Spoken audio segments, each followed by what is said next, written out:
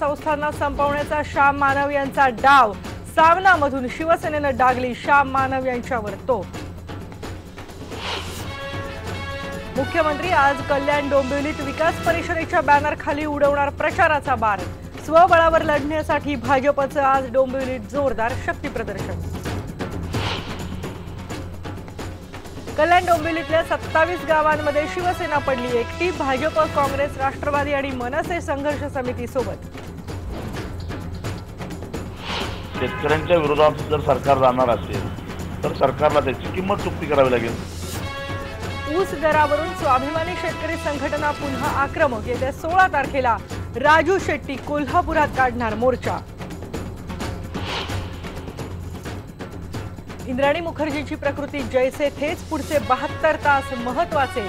प्रकरणाची सीबीआय करते चौकशी। आजपासून सुरू होणार इंडियन सुपर लीगचा धमाका। दुसऱ्या सीझनसाठी 8 टीम सज्ज। या सगळ्या नेहमीच्या घडामोडी तर आपण पाहणारच आहोत, पण त्या व्यतिरिक्त एक स्पेशल रिपोर्ट आम्ही घेऊन आलेलो आहे आणि आपण बघणार आहोत।